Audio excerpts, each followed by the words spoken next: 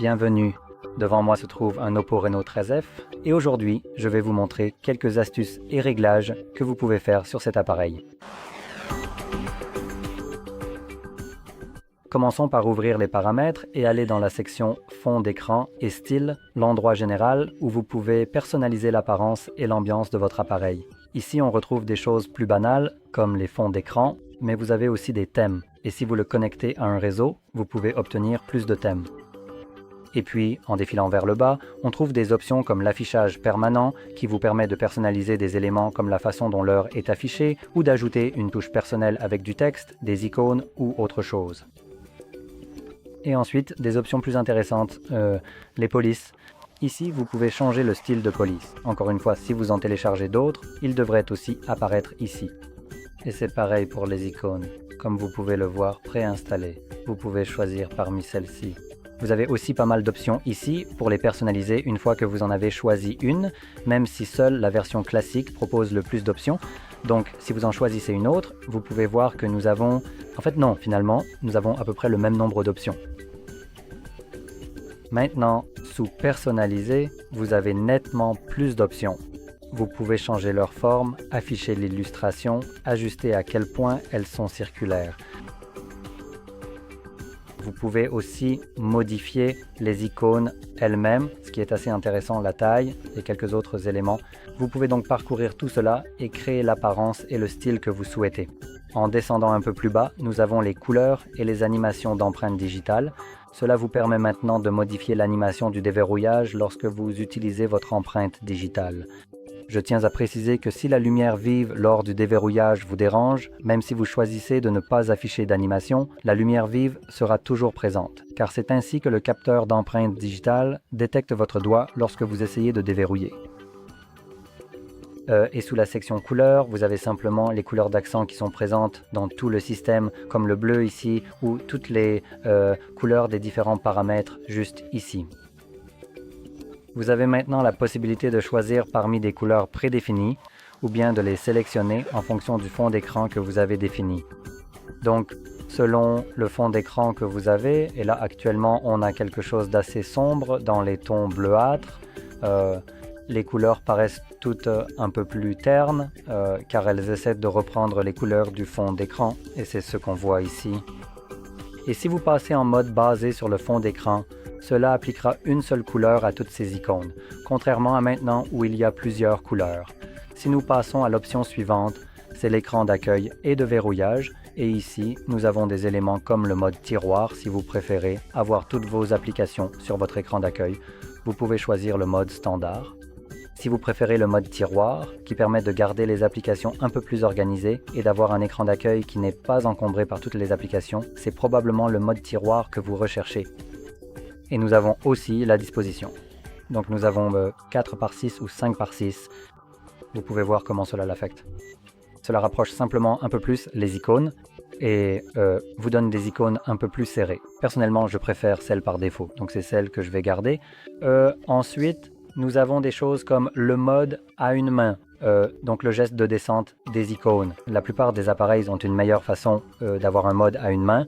Celui-ci, personnellement, je ne l'aime pas vraiment, mais si vous en avez besoin, vous pouvez l'activer ici et il suffit de faire défiler les icônes vers le haut et elles descendent toutes comme ici.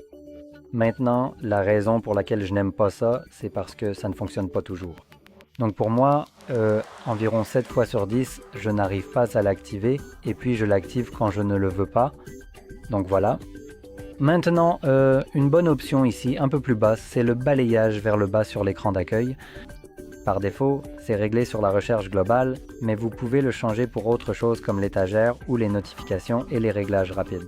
C'est l'option que je préfère car elle me permet maintenant de simplement balayer vers le bas depuis n'importe où sur l'écran pour accéder aux notifications, comme vous pouvez le voir. C'est ce que j'aime. Je n'ai plus besoin d'aller tout en haut pour faire descendre ce panneau. Je peux interagir avec les raccourcis rapidement et facilement et aussi voir quelles notifications sont présentes. Maintenant, en revenant en arrière et en allant dans l'affichage et la luminosité, ici nous avons le mode clair et le mode sombre et vous pouvez le régler de façon permanente sur l'un de ces modes ou vous pouvez cliquer sur le programme et le changer pour ou permettre à l'appareil de le changer pour vous selon le coucher, lever du soleil ou une minuterie personnalisée. Donc pendant la nuit, l'appareil passera automatiquement en mode sombre et il repassera en mode clair. En descendant un peu plus bas, nous avons le mode couleur de l'écran. Cela vous permet de définir à quel point l'affichage est saturé et nous avons les options vif et naturel. Sur Oppo, Realme et OnePlus, les couleurs sont un peu trop exagérées. On peut clairement voir que dans les rouges, ils sont complètement sursaturés. Donc j'aime bien le mode naturel ici car il atténue les couleurs à un niveau plus raisonnable. Et vous pouvez aussi changer la teinte de l'écran. Vous avez chaud par défaut et froid. Froid signifie plus bleuté, chaud plus rougeâtre comme vous pouvez le voir, ou dans ce cas plutôt jaunâtre, et par défaut c'est pile au milieu. Et la prochaine chose ici, c'est le taux de rafraîchissement de l'écran. Et là, vous pouvez choisir le taux de rafraîchissement de votre affichage. Par défaut, ce sera la sélection automatique qui est d'ailleurs l'option que je recommande à la plupart des gens. Mais pour les quelques-uns qui ne voient pas vraiment de différence entre le mode standard, si vous choisissez cela, et que vous faites simplement défiler vers le haut ou vers le bas. Et la sélection automatique, alors vous pourriez être intéressé simplement par le fait de le régler sur standard. Cela vous offrira une meilleure autonomie de batterie, mais ce ne sera tout simplement pas aussi fluide que sur la sélection automatique. Mais si vous ne voyez pas cette différence, ce n'est pas comme si vous manquiez quelque chose. Mais vous bénéficierez d'une meilleure autonomie de batterie. En aucun cas, je ne recommanderais de le régler sur élevé. Le mode élevé fait simplement fonctionner l'écran en permanence à 120, tandis que l'automatique fait cela, mais lorsque rien n'exige ce type de fréquence d'image, il la réduit et préserve ainsi l'autonomie de la batterie. Donc choisissez soit standard, soit sélection automatique. Et passons maintenant au système et à la mise à jour. Ici, nous avons la navigation système et nous avons deux méthodes différentes. Nous avons les boutons et les gestes. Je vais surtout parler des gestes, car c'est ce que j'aime généralement utiliser. Et dans les gestes, nous avons la possibilité par exemple de masquer la barre en bas. Il suffit de désactiver cette option « Masquer ». Cela donne un aspect plus épuré à votre appareil. Et nous avons aussi l'assistant numérique, l'assistant Google. Donc, si jamais vous activez cela, généralement cela ouvrira une nouvelle fenêtre, mais le principe fondamental reste exactement le même. En gros, c'est cette option. Il faut balayer en diagonale depuis le coin pour activer Google Assistant. Je n'aime pas vraiment ça, donc je préfère désactiver cette option et ainsi vous n'aurez plus jamais le problème de l'activer par erreur. Et une dernière chose que je voulais vous montrer concerne les notifications et les réglages rapides, puis la barre d'état. Toujours dans l'esprit de propreté, ici, vous pouvez choisir le style de la batterie tout en haut. Nous avons plusieurs options. Nous avons par exemple horizontal, vertical, boucle ou tout simplement ne pas l'afficher du tout. Et avant de changer quoi que ce soit, je veux souligner qu'actuellement, nous avons le pourcentage à l'intérieur de la batterie que vous pouvez voir juste ici. Je le précise parce que si je change pour une autre option, je peux simplement choisir d'afficher ou non le pourcentage de la batterie. Mais toutes les autres options affichent le pourcentage à l'extérieur de la batterie, donc l'option horizontale est la seule qui me permet de l'avoir à l'intérieur comme ceci. Maintenant, une autre chose sympa ici, ce sont les interrupteurs. Donc tous ceux que vous voyez ici comme le Bluetooth, le Wi-Fi, etc., vous pouvez en fait les masquer. Peut-être pas tous, mais au moins vous pouvez cacher la plupart de ceux qui pourraient être simplement agaçants. Fait intéressant, des éléments comme le NFC sont déjà masqués.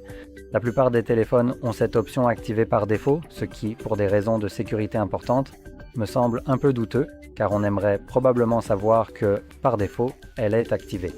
Et comme vous pouvez le voir, c'est juste ici, très clairement visible, et je viens de l'activer, et voilà, c'est maintenant activé et opérationnel.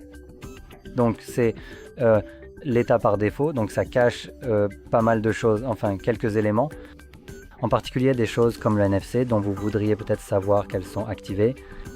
À part ça, vous pouvez parcourir ces options, les désactiver pour qu'elles n'apparaissent plus dans la barre d'état. Voilà, c'est fait. Donc tout ce qui est ce Bluetooth, Wi-Fi, en fait le Wi-Fi s'affiche toujours.